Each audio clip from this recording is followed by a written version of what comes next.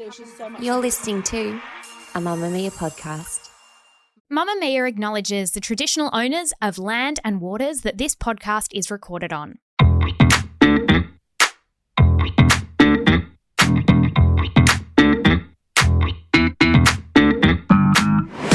Hello and welcome to Cancelled, the podcast that looks at silly celebrity crimes and assigns charges and sentences to them so we can all move on with our lives. I'm Claire Stevens. And I'm Jessie Stevens. And today we needed to talk about the drama around It Ends With Us. We all have an idea of what love can be. I want to see you again. Now you see me. You know what I mean. That special connection you feel. That first kiss.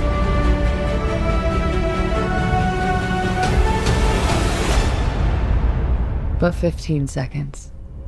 That's all it takes to completely change everything. A disclaimer, we have not yet seen the movie. I think that's the point, because the culture hasn't seen it, but the culture has feelings. Yes, and as Blake Lively says, we'll get our florals, grab our girlfriends and go see a movie that's about domestic violence. Yeah. We'll do that. But it's actually not crucial for us to have seen the movie in order to talk about all the drama around it.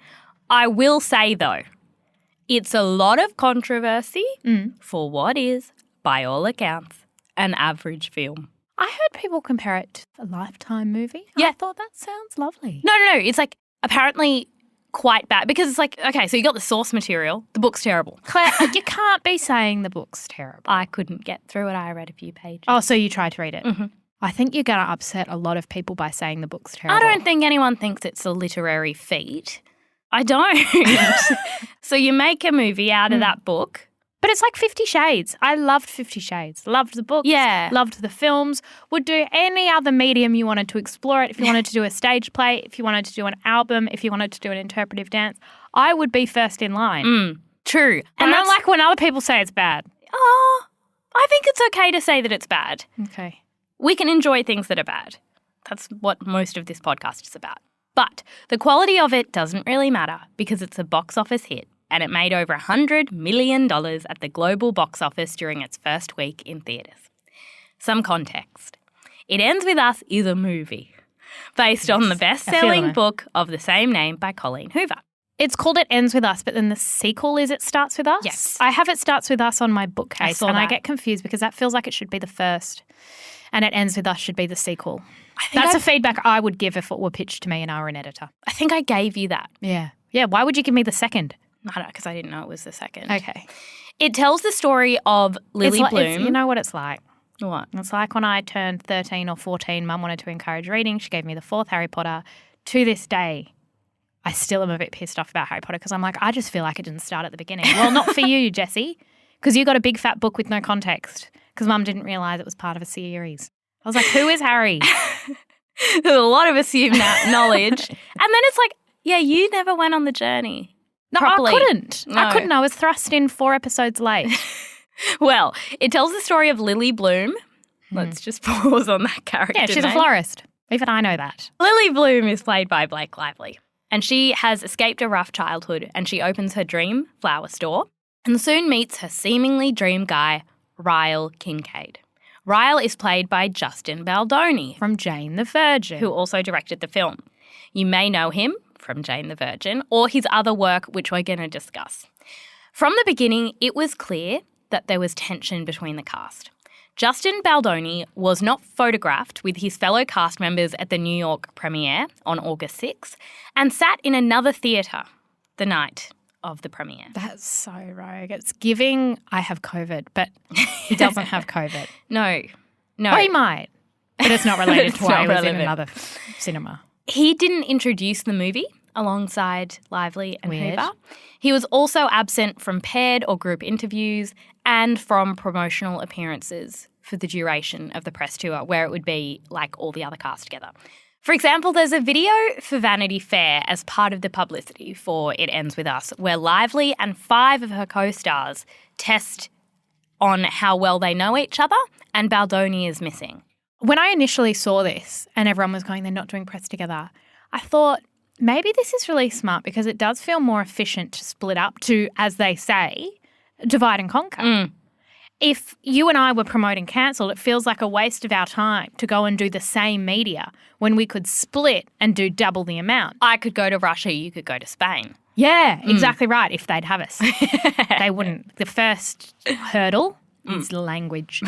And so I thought, maybe they're just being smart. But then I realised that's just not a thing that you do. You have to promote with your co-stars. Yes. Then there's Instagram. Blake Lively follows a bunch of fellow members of the cast, including people like Jenny Slate. Does she follow Colleen? Yes, but she does And not. Colleen follows her. Yes. But Blake Lively does not follow Baldoni on Instagram. This is just, I can't express how important this is as a piece of information. It's everything I need to know. Like, why? Everything. Why? It's intentional. And then Baldoni follows the whole cast. As for Hoover, she follows Lively, but not Baldoni. But she once did. Yes, because just a few months ago she was posting photos with him to promote the film. Most of the rest of the cast follow Lively, but not Baldoni. If I was in a guy. If I was in a courtroom, and I've been exclusively watching courtroom dramas for the last few weeks, I'd be strutting up and down and I'd be looking at the jury. You've got to get nice and close to the jury so that they trust you. And I would say, they all follow each other. He follows them. They don't follow him. Make of that what you will. And then I would get the hammer and go, case closed. Yeah. There's something fishy going on. As we've said before, where there's smoke, there's fire. Yeah, there's a reason why they're not following him. Speaking to Us Weekly a couple of weeks after the movie came out, a source said there were two camps on the film, Team Blake and Team Justin. This creative struggle set the tone for the negative experience behind the scenes and grew into them not speaking anymore. That must be so hard when you're staging. I mean, I haven't seen the film, but I imagine sex scenes. Apparently their chemistry is great. On-screen chemistry is one of the things that even the bad reviews say is stunning. I know it's hard when you and I have unfollowed each other off the internet and then we have to come in and do a silly little cancelled record. It's very awkward in the room. And people say the chemistry. And I'm like, well, it's fake. I don't unfollow anyone. I once unfollowed someone and it's the most passive-aggressive thing I've ever done. And I think all the time how she must know. I don't think she knows. Maybe in my life I have one feud. One feud out of 33 years. I still follow her. Wow. Why would I not follow her? I want to keep them tabs. I think maybe she doesn't follow me. Oh, I'm sorry. Yeah. But she hasn't blocked me. Too lovely. Blake hasn't blocked him. Well, we don't know. We don't know, do we? But there's an unfollowing. I assume we'll get to why. Yes. Well, the questions are, why is everyone fighting? Whose fault is it? My structure for today is as follows. Now, this is an interesting structure because we've got headings and subheadings. Wow. Heading, Justin Baldoni. Subheadings, who are you? Yeah. Why are people mad at you? Why do you need a PR crisis manager? What have you said? Heading, Blake Lively. Subheadings, uncomfortable interviews. Cross promo.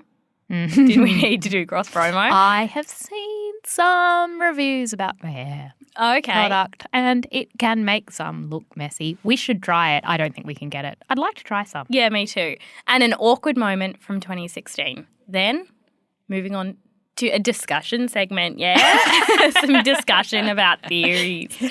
Justin Baldoni, who are you? Okay, because the thing about Justin Baldoni, who are you, is that we're all pretending we knew the name Justin Baldoni. Yeah, we're like, Justin. He was in Jane the Virgin. All right, Jessie, you watched 3 episodes. You didn't know that name. No. You had to look up how to pronounce it. Yeah. Be real. Well, he's one of those people that then you'll look at it and you go, him. So, he is an actor and filmmaker. He played Raphael in Jane the Virgin. And he directed that movie 5 Feet Apart with Cole Sprouse and Hayley Lou Richardson. Human touch. We need that touch from the one we love almost as much as we need air to breathe. I never understood that until I couldn't have it. It never fades away. No idea what language you're speaking. Okay, Hayley Lou Richardson played Portia in White Lotus. And 5 Feet Apart was this, I haven't seen it, and so I'm probably really going to upset people by saying a terrible movie about 2 young people with cystic fibrosis who couldn't be any closer than 6 feet apart. No The recollection. poster is 2 young hot people standing apart. And it's not got good reviews? Well, it's just one of those movies. What's it that's called? 5 Feet Apart. Yeah, that's clearly for. I want to make it's 3 very- feet apart and make about netball. Okay, 5 feet apart. It's very a walk to remember Yeah, they are standing 5 feet apart. to me. 2019 romantic drama film. Mm. Okay, I need to know like a Rotten Tomato vibe. Yeah, okay. It was his directorial debut. And then in May 2016, he launched a time-lapse video app for pregnant women and new mums called Belly Bump. I think that's fun. I think that's fun. I'd like it. Jessie, any vibe yet? Not enough to tell me. Okay. I don't think it... 79% audience score. I don't think this looks like an absolute we need to know disaster. from cancelled listeners.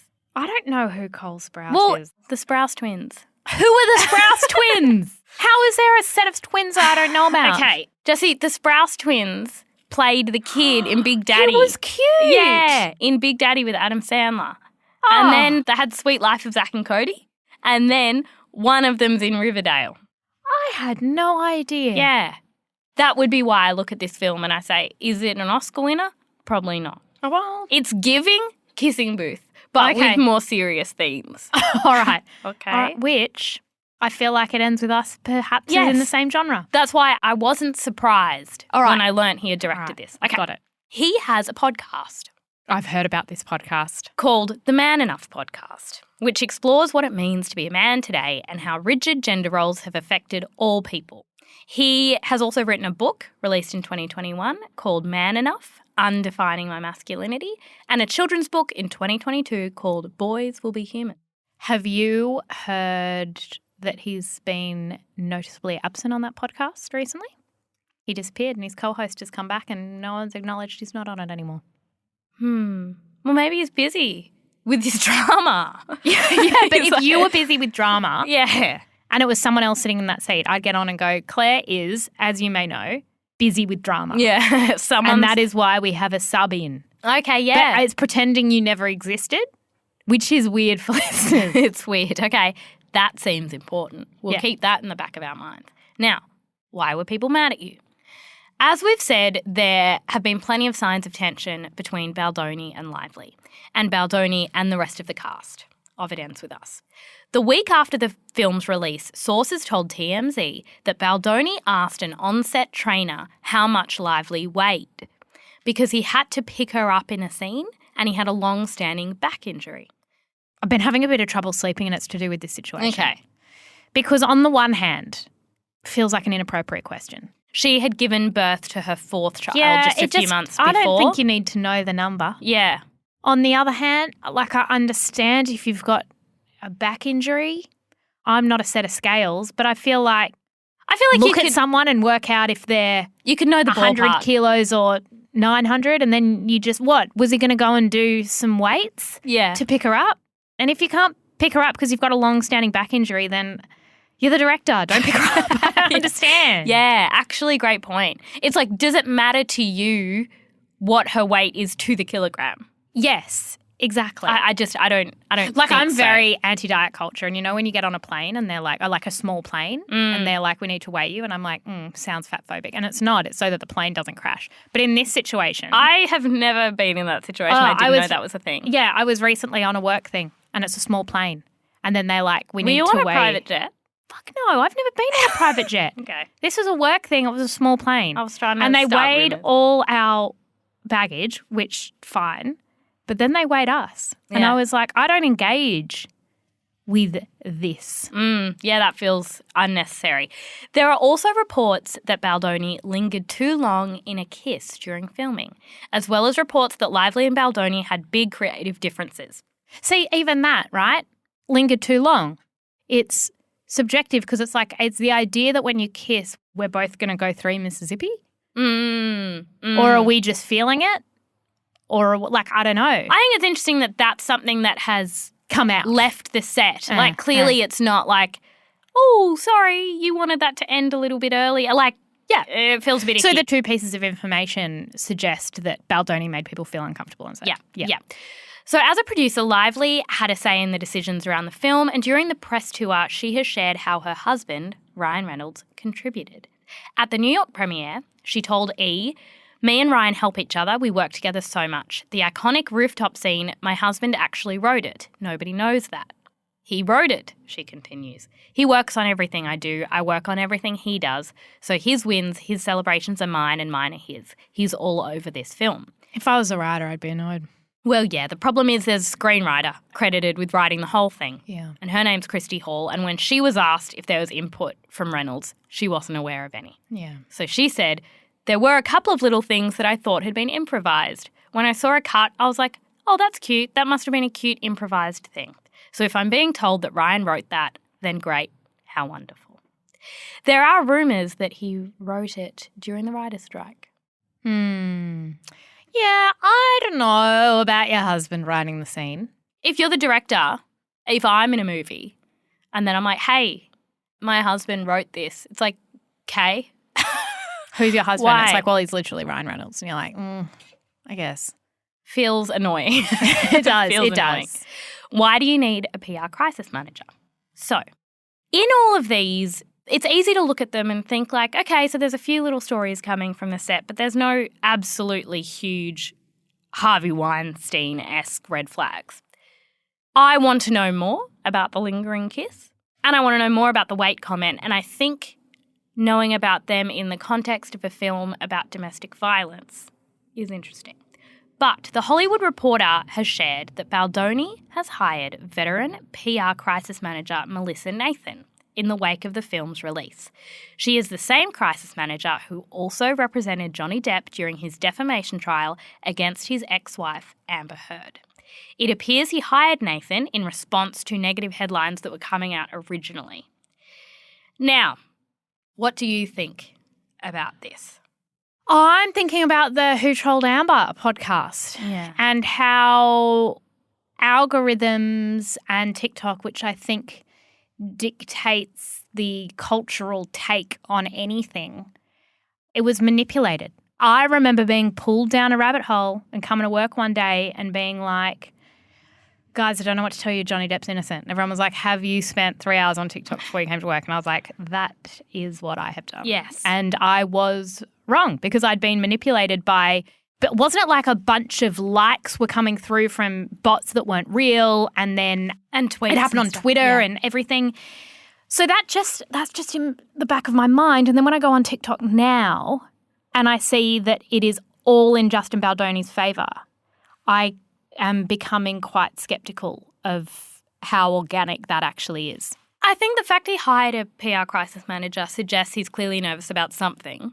Do you think that? Or if there's a few bad headlines, if I'm really famous and there's a few bad headlines and I'm worried about it getting out of control, I would probably just hire one anyway. Like if I was Blake Lively, I would be hiring a crisis PR manager right now. Yeah, I know. I wonder if she has. She's probably hired Ryan. Which isn't going to help. Yeah, but people have criticised him for having this particular person who worked on the Johnny Depp Amber Heard Especially thing. given the context of that case. Like it went to court and the original court case found that He was guilty more of likely domestic, than not, Johnny Depp was guilty of certain abuses against Amber Heard. So I feel as though that's not someone you want to be employing at the same time as you're promoting your domestic violence movie. Yeah. So I just think that's interesting.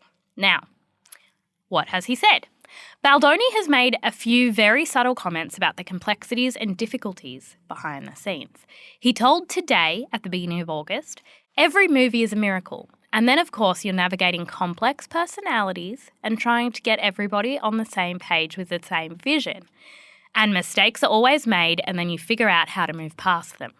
I'm a best idea wins person, and I always have been to a fault, sometimes to a point where, at times, I think I've had people wonder if I know what I'm doing or if I have a point of view because I'm so willing to have my vision changed. Interesting. I don't believe that inspirational creativity comes through one person. You don't have to listen to everybody, and that didn't happen all the time. There were just moments where I would get out of the way too much. This guy is just telling us he's pissed. He's like, I couldn't say no to Blake and Ryan. I think that's what he's trying to say. I think he's trying to say that he had a very collaborative democratic creative process, and that for the likes of Blake, that made her feel like he wasn't the boss. Yeah. He wasn't in control. Yeah. He didn't have executive presence. But he's been very overtly complimentary of Lively. I don't know if you know how smart and creative she really is. I think she's best known as an actress and of course she's, a fashion, icon, but she is so much more than that. She is a dynamic creative. She had her hands in every part of this production, and everything she touched, she made better. I think that the most damning part of all of this is a red carpet interview. Is it the comment about the director? Yeah. This is my favourite one of all. Where Tells us everything. Entertainment Tonight asked Baldoni if he would direct an adaptation of the sequel, It Starts With Us, and here's what he said. Starts with us, so I'm hoping to see you back in the double duty role. I think there are better people for that one. Justin. I think Blake Lively's ready to direct. That's what I think. So Blake Lively's I think ready she's to direct. ready to direct. What that tells me is that Blake Lively tried to direct my film. Yeah. I'm bitter, and now I will step away. I also want to add that he's being praised very widely for how he's handled the film's sensitive nature and how he's really put a spotlight on domestic violence. He has a domestic violence helpline in his Instagram bio, and his media around the movie has been very focused on what people can get out of it and the power it has to hopefully help people. But all the TikToks are compilations of what he has said to promo It Ends With Us and what Blake has said. And they're making fun of Blake and they're saying he is perfect. What he has said is not perfect. And I will just read just one little bit. Basically, what I'm trying to do is stress test. If you wanted to tear apart what he says, You could. You could. Yeah.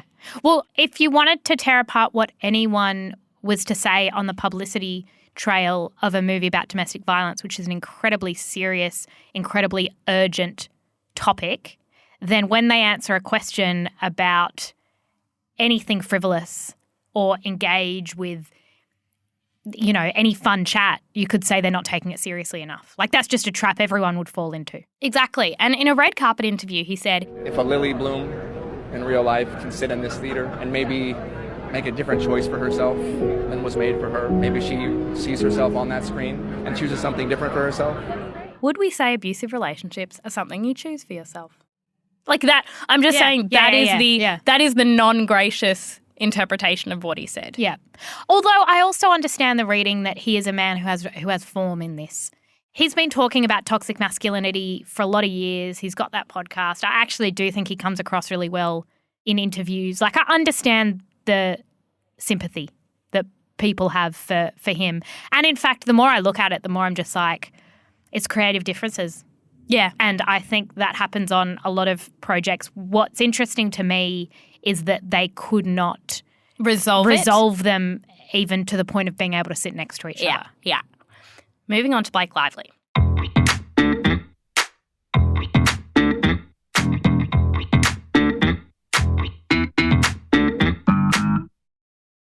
It goes without saying that Blake Lively is an actor, known for Sisterhood of the Travelling Pants and Gossip Girl. And The Town? And the Shark one, which was one of my favourites, Yeah. The Shallows. I have seen it more than once. Yeah, no, that was a great film. Because she's on a rock. And that's the whole and thing. the shark is what can only be described as stalking her, as we know sharks do. Yeah. Waiting for her to fall in, to swim back. She's isolated. Yeah. The shark does have the taste of blood on its tongue. And then I think there's an incident with a seagull. It's honestly, it's really, some of her best work. Yeah, no, it is. It's fantastic. Yeah. The shark is really the villain, I'd say. The villain. Yeah. She is a fashion icon and is married to Ryan Reynolds, and she's a bit of a business mogul. Is she? She had Betty's Buzz, which was like a kind of soda company, and now that's Betty's Booze, and we'll get to that. Okay. Because that's interesting that she's got a soda company because Scarlett Johansson, who is Ryan Reynolds' ex, also was into fizzy water. That's when you know you've been doing this podcast for too long. She was into fizzy water because remember she chose it over charity. You can hear that now episode about Scarlett Johansson. Okay, that's a weird amount of knowledge. Okay, when it comes to promo for It Ends With Us, Blake Lively is having a bloody shocker. Okay? Now, uncomfortable interviews. In an Instagram video promoting It Ends With Us, Lively says, It Ends With Us is in theatres now. So, sorry, it's not funny. So grab your friends, wear your florals, and head out to see it. In theaters now, so grab your friends, wear your florals, and head out to see it. I don't see a problem with that. People thought If that was the only message. I'm only laughing because of the TikToks that have come since. I'm actually laughing because it's like of boy the in striped parodies. pajamas, and they're like, put on your pajamas, come and see this movie. Yeah. They did one for Schindler's List, and I was like, okay, all right, Yeah. I get it. Yeah, they're which I think it's worth noting that, like, we really don't analyse that much. It's like, look at Oppenheimer. They were like Barbieheimer, and I was like, they nearly blew up the world. That's what that film is about. Yeah. Is impending They killed apocalypse. a lot of people. Yeah. Which I loved that film, but wow, did they skirt over Hiroshima. Yeah. Yeah. You didn't look at Cillian Murphy and think, oh, why is he telling jokes when he's playing a guy who did Hiroshima? Yeah, wasn't the whole promo how hot he was? Yeah. And they were like, Barbieheimer. Yeah. I was like, no, literally, like, still in the universe, there are Yeah. chemicals. This was not a good thing. So it's just It interesting. was a sympathetic take on the man who invented the nuclear bomb, if you really think about it. Yeah, and I just think standards very different for stories told by women versus stories told by men. But anyway, people thought the whole floral thing was a bit insensitive considering it's a movie about domestic violence. Now, I understand she's in a tricky spot because she's like, I get the subject matter of what we've made, but I want people to go to the movies and see it, so it needs to be a fun summer flick. Yeah, and the genre of It Ends With Us, the book, was almost marketed as like, not a rom-com because it's not comedy, but commercial women's fiction or whatever. It wasn't dark romance. That's not how, very intentionally. In terms of market, if you look at the cover. Yeah. And I think it did that on purpose because I think there's a clever analysis of the fact that getting people in thinking it's a love story and then it turning out to be something very different. But domestic violence situations, to think that people, meet a monster and they're a monster immediately is not giving women enough credit. Yeah. Like often it does start as what feels like a romantic love story and then it descends into something really sinister. And that's the point of the film, I think. It was originally meant to come out on Valentine's Day. Yeah, and then I think it got moving pushed that back. was right. Yeah. So I think that maybe that's a little bit of a sign of some of the bubbling tension about how they were going to market and sell this film, whether it was a fun, girly movie or if it needed to be treated very differently because of the subject matter. Now, Blake Lively has been criticised a lot for this particular interview. Most of us, if we're lucky enough to run into a celebrity in public, we only have a few moments to maybe speak with you guys. But for people who see this movie, who relate to the topics of this movie on a deeply personal level, they're really going to want to talk to you. This movie is going to affect people and they're going to want to tell you about their lives. So if someone understands the themes of this movie, comes across you in public, and they want to really talk to you, what's the best way for them to be able to talk to you about this? How would you recommend they go about it? Like asking for like my address or my phone number or like my location share. Or I could just location share you and then we could, I'm just curious about social security number. I'm a Virgo, so I'm like, are we talking logistics? Are we talking emotionally? All right. In Blake Lively's defense, It's a weird question. we could try and answer that question. Well, The question doesn't make sense, and this is the thing. Has she been snippy in interviews? Yes. Were the questions bad? Also yes. I don't know what you're trying to ask her. Too many words. Write them down. I think that the correct answer, and I don't think it's fair to watch an interview and then say what the correct answer was, but the correct answer was, here are some great domestic violence helplines. Here's But where that's you not go. what he asked. He didn't say, where would you tell them to go? He asked... He said, was it- if they approach you in public, Yeah. what would you say? Yeah. Which I think is a gotcha. Because what are you meant to say?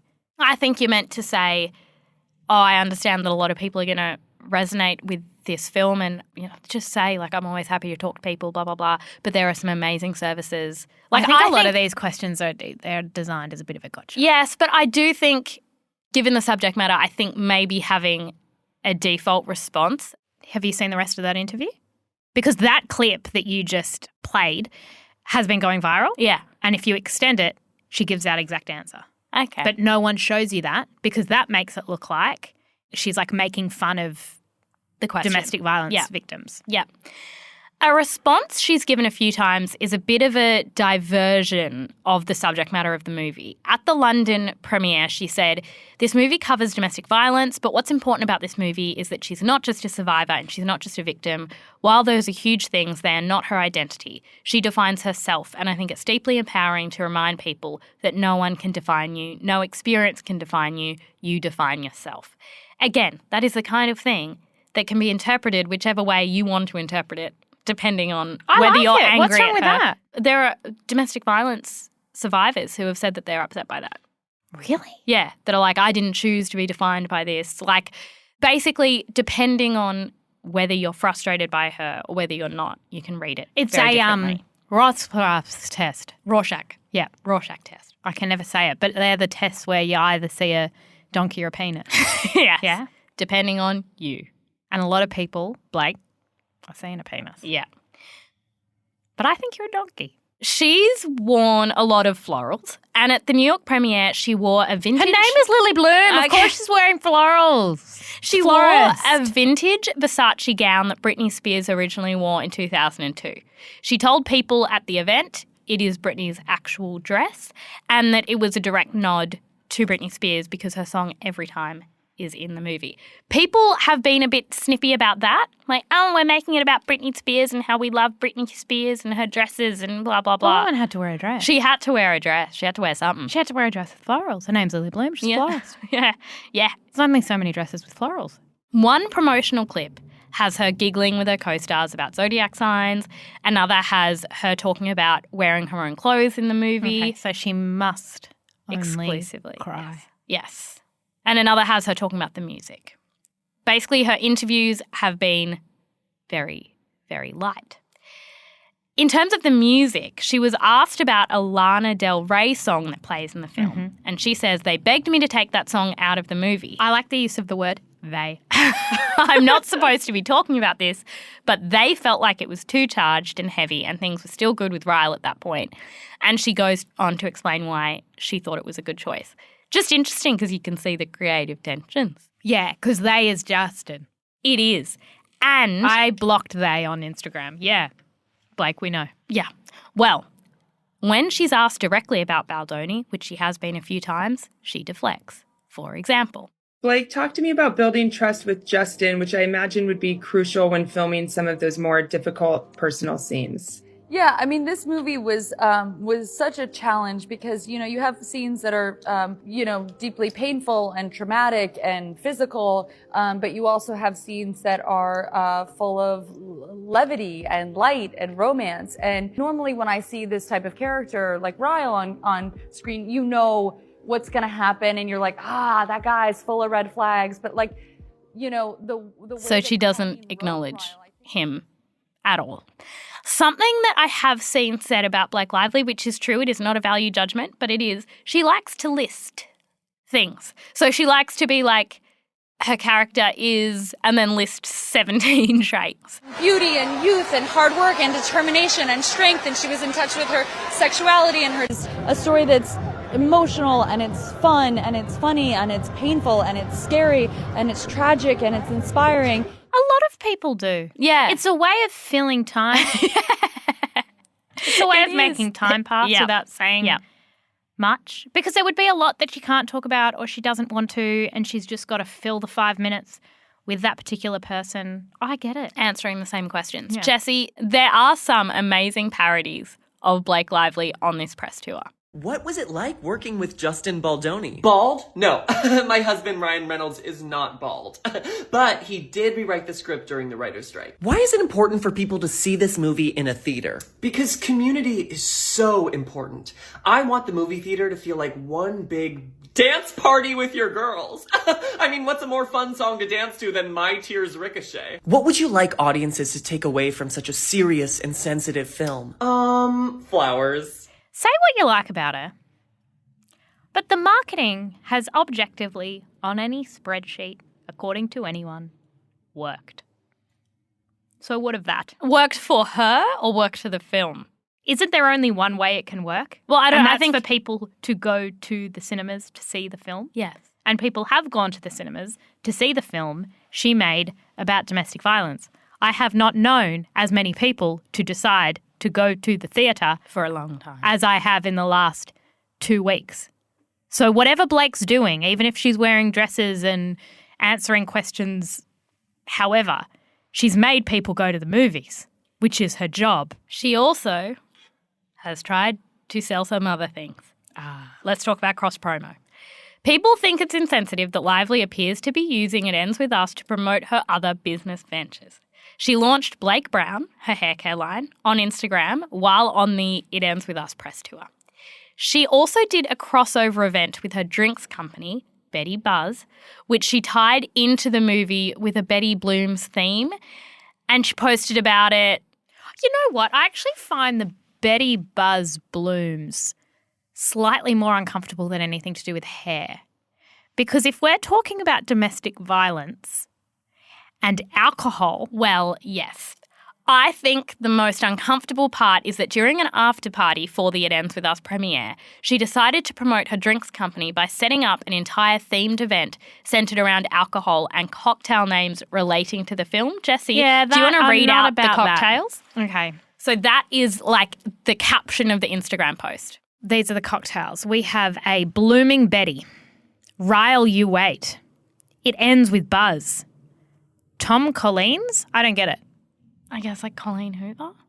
Oh, yeah. Or if you need something a little easier that's just as tasty, pick up a buzzy mocktail. Yeah, see, I was listening to something recently, a researcher on domestic violence, and the relationship between alcohol and domestic violence can't be denied. I wouldn't be naming a cocktail after Ryle. Yes. There were a lot of comments that said things like, what a gross way to exploit a movie about domestic violence. People with alcohol issues are 6 times more likely to abuse their partners. Promoting a film with such a powerful DV theme with an alcohol brand is disappointing and disrespectful. The other cross-promo element is that she's really weaved in Ryan Reynolds and Deadpool. So, yeah, she's just trying to do Barbenheimer. Yes, people have accused her of exactly that. Reynolds appeared in a skit where he jokingly interviewed Blake Lively's love interest in the movie. Atlas? Yeah, the guy who plays Atlas. And it's just very, I don't know, I guess my question is, do we need any more Ryan Reynolds content for a project he is not directly involved in? Say what you like about the man, but they are number one. Okay, everyone's talking about Deadpool Wolverine. Yeah. Is that one movie yes. or 2? Yes. Which is Ryan Reynolds and Hugh Jackman. Yeah. And that's number 1. And then It Ends With Us is number 2. No. It Ends With Us is overtaken Deadpool. Oh, the opening weekend Deadpool one. Okay. I heard Blake say something about it. So anyway, they've been the top 2, right? And they're trying to have another Barbenheimer moment. And everyone's like, yeah, but this movie's too serious. Again, Oppenheimer dropped a nuclear bomb. Yes. Great That point. movie went for 4 hours. Yeah. And it was set somewhere where it was all these scientists being like, I don't think we should create this and bomb. then they're like, it'll end the world. See it after Barbie or before. Get yourself a cocktail. Have some popcorn. Barbenheimer, wear your pink. That man killed hundreds of thousands of people. They needed to make laws where they said, don't. We know we made it, but just because you can doesn't mean you should. Jessie, an awkward moment from 2016. In the midst of all of this, an interview from 2016 has gone viral, which is the most internet thing about all of this, is that then we start dredging up, hey, what about other times when Blake Lively has been less than ideal?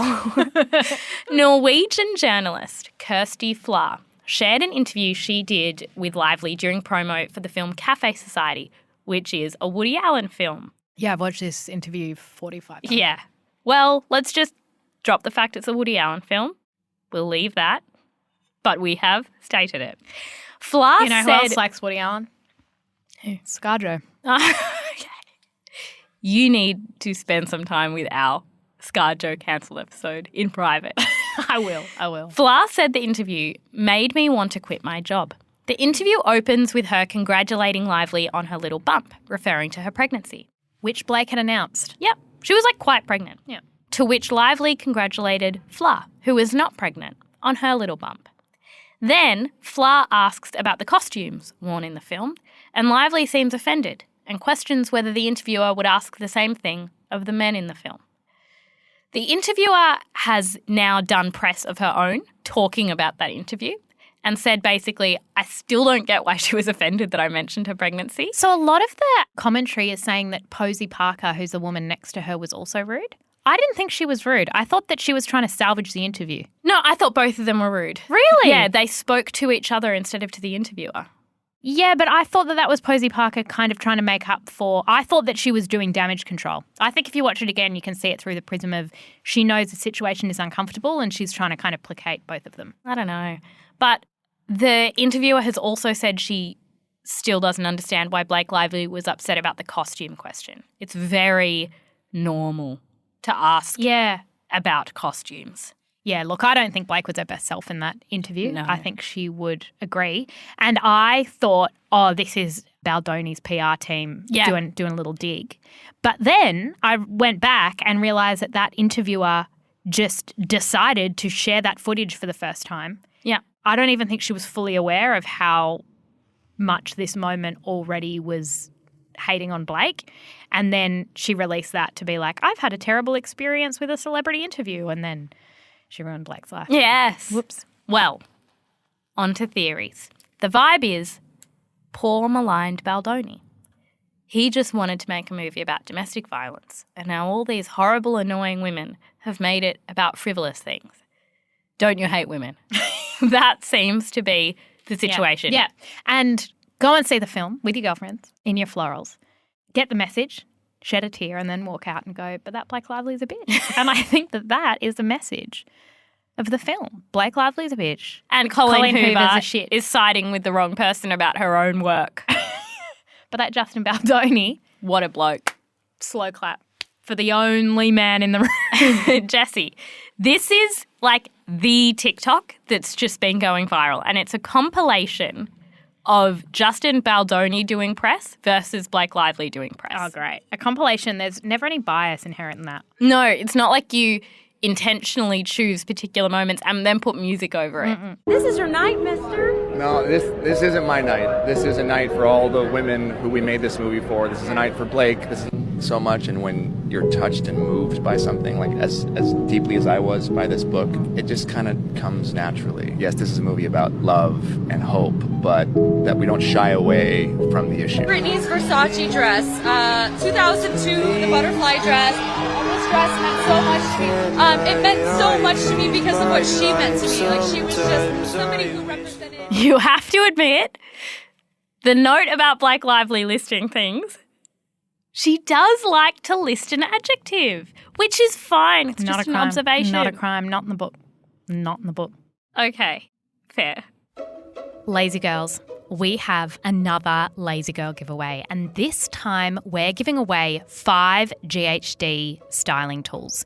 We've got 3 GHD duet styles and 2 GHD duet blow dries, which I am so excited to try. I've tried the duet style, and I actually have one, and it is the best straightener hair tool I own.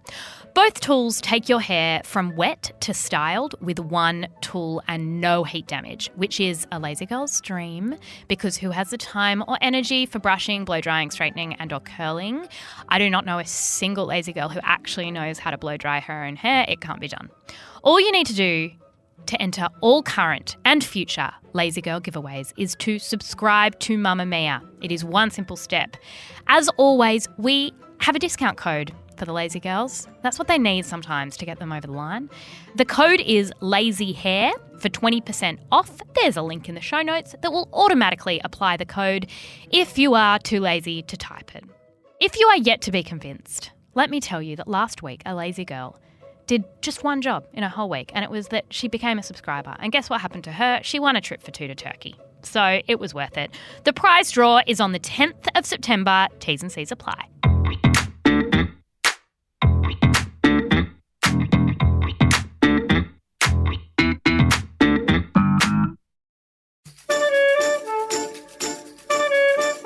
It's time for charges and sentences. I already wrote mine down. Do you want me to go first? Yeah. My charge begins in an unlikely place, which is a result of a Google search. The earliest species of the Homo genus appeared around 2 million to 1.4 million BCE. Current evidence supports modern Homo sapiens appearing around 19,000 BCE. What I am trying to say is that humans have been around for a bit, right? Yeah. Blake Lively in particular, her crime is clear, and that is existing at the precise same moment as TikTok, which has been around for only maybe 8 years, but really only 5. Yeah. So the chances of Blake Lively overlapping with TikTok, very unlikely. And yet, it's some bad luck. Also, another crime. We all get snippy in our jobs. Yeah. Claire, when I was pregnant, the amount of times I nearly yelled, loudly mind you, I hate your face, to literal strangers.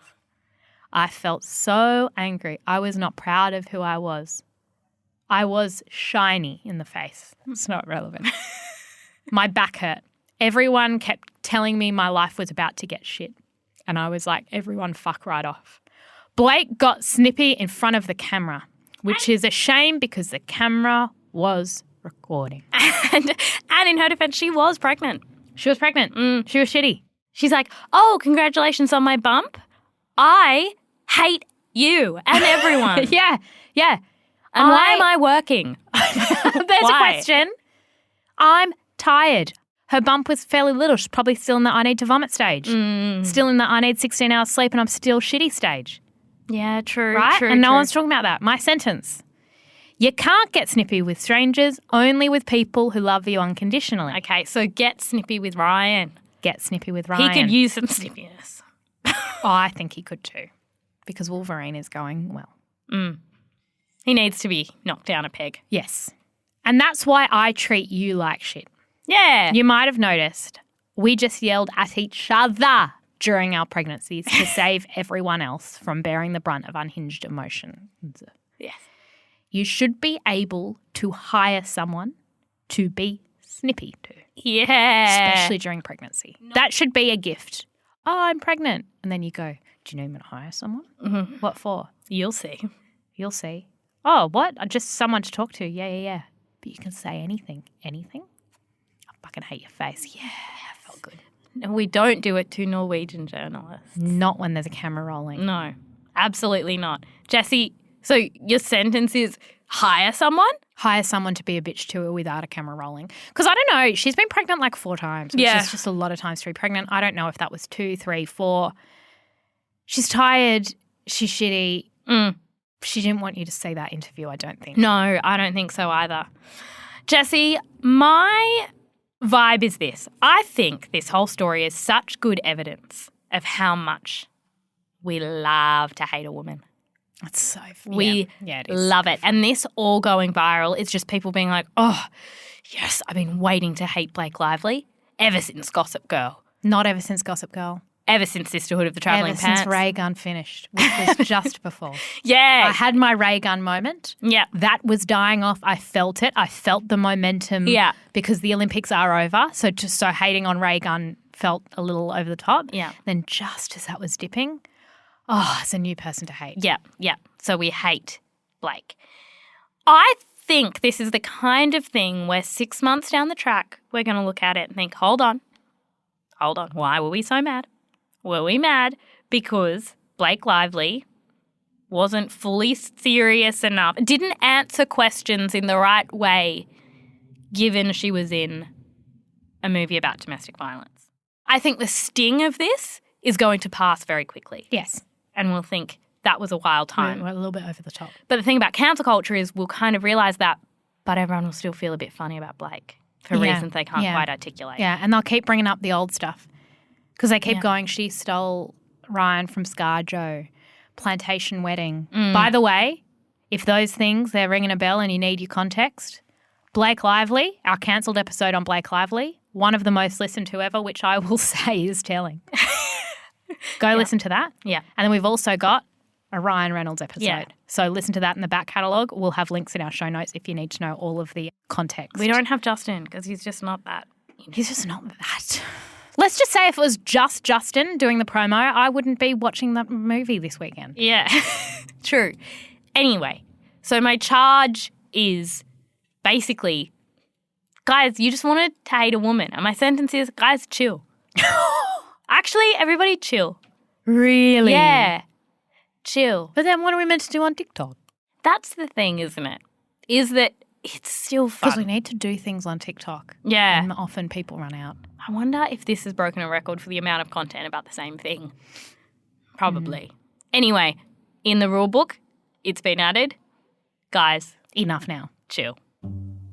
Before we go, we have a lazy girl story from Reagan. She says... Jessie, is it that Reagan? No, it's a different one. It's not Reagan. Going to the Olympics is not a very lazy girl. No. There is no lazy girl in our community who has made it to the Olympics. True. Maybe Reagan. Sorry, continue. No. Hi, girls. I drive a car from 2011, and at some point there was a recall because apparently it's quite easy to break into. I've received dozens of letters from the car manufacturer letting me know that I can stop by a local dealership to get a free part to prevent my car from being broken into. Have I gone to pick up the part? No. Is the dealership literally an 8-minute drive from my house and right by the grocery shop I go to weekly? Yes. 8 minutes? I'll just keep hoping no one wants to steal my 13-year-old car instead. Love, Reagan. Lazy girl. She's a lazy girl. Okay, so I had a similar experience to this. Not my car, didn't own a car, Rory's car. Yeah. And it was actually more of a safety issue in that the airbag was faulty. Yeah. Okay. And so you could take it and get it fixed. So what you've given me, car company, you've given me a job. It's a job I get little joy from. Just because it's free doesn't mean I want to do it. No. Your error. It sounds like a you problem. That And sounds like a you problem, and what I need is for you to pick up the car, take it, get it fixed, bring it back to me without any inconvenience. On a day I don't need my car. I just think Reagan's a bit like, well, my thought, sometimes I walk away from my car and I go, did I lock it? And I go, even if I didn't, one, seems hard to steal a car. Yeah. Two, nothing valuable in it. So I think Reagan is just doing a cost-benefit analysis. Me too. And she's like, the benefits of making sure my car locks aren't that great. Aren't that great when you don't have any valuables? I mean, the car is valuable, but, it needs a new part. That's what insurance is for. I feel like she should just put a note in the car being like, steal it, but no, it comes with a job. And that is that you have just broken into it because I haven't got the part that makes it lock. And so if you truly believe that you can go and do that job, steal it, and no one will steal it. Claire, do you remember there was a recall on a car that Mum used to drive? And it said, and this is the thing, I think cars with recalls are a lazy girl's kryptonite because they didn't do any research on it. And so they just go, all right, fine, I'll get that car. Anyway, Mum gets this shit box of a car. And I'm in the car with her and it's 35 degrees. And we're like, yeah, recall. Like, what? Well, we didn't even read the fine print. No. And I was finishing my makeup and she went inside to do something and I was still sitting there. And it was getting pretty hot in the car and I was like, I'm just going to open the door. It's getting pretty hot. And then I was like, oh, shit, I'm locked in. Now, people are going to say you can unlock it from the inside. No, this was why there was a recall because you can't unlock it from the inside. Yeah. Claire, what did I do? You smashed a window. I panicked. I'm quick to panic. You decided you were a baby in a hot car. I did. And you needed to free yourself. I've actually never panicked so much in my whole life. I couldn't see the solution. I got really hot. In like 20 seconds, I was like, we're talking. I'm melting. I'm so hot. I'm actually sweating. And then I was like, there's no one around. And there wasn't. We were in the blistering heat in the middle of summer and there was no one around and they'd all gone into this thing, this social thing that was going to happen for an hour. And I was like, they're come back and I'm just not here anymore. So I tried to punch the glass and I couldn't. I tried to kick it, couldn't.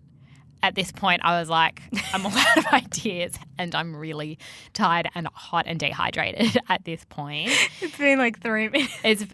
As if it had been 3. It had been like 45 seconds. And I was like, what can one do? And Mum came out to just see you standing outside the car and you smashed a window. Do you know how I smashed the window? You grabbed something heavy. So I was looking everywhere because I was like, there's nothing here. And then under the seat, I found a steel water bottle. And then I banged it. Did you offer to pay? No. Because I was like, this car is faulty. And so I went bang, bang, bang. And there was an issue too. I think I tried to beep the horn, but you couldn't beep the horn. And I think that was another product issue. You couldn't beep the horn with the car off. So bang, bang, bang. But the most embarrassing bit was as I was crawling through the broken window and there was glass everywhere, is this couple walked past. I was like the Ring. I was like the Ring crawling out because I was wet from sweat. And when you look panicked. So I walked out and I was just like standing on the thing and they were like, oh my goodness, what happened? And I was like, nothing. And then everyone in this event, they were like, I think your car got broken into. And I was like, yeah, Mum, the car's been broken into. Jesse, why do you have blood on your shins from climbing out a car window? I don't know. Ah, Lord. Anyway, I'm alive, ready to tell the tale. That's all we've got time for on today's episode of Cancelled. And before you go, please leave us a review. We got inundated with reviews alleging that I gave up my dog, and I can't tell you how untrue that is. And how random. And how random. I still have my rescue dog. Honestly, those reviews ruined my day. So if you want to leave some positive reviews about true things, such as I love my dog and I feed her twice a day, please do so. And we have links to all of those other episodes in our show notes. The executive producer of Cancelled is Talissa Bazaz, with audio editing by Tom Lyon, and we'll be back next week. Bye. Bye.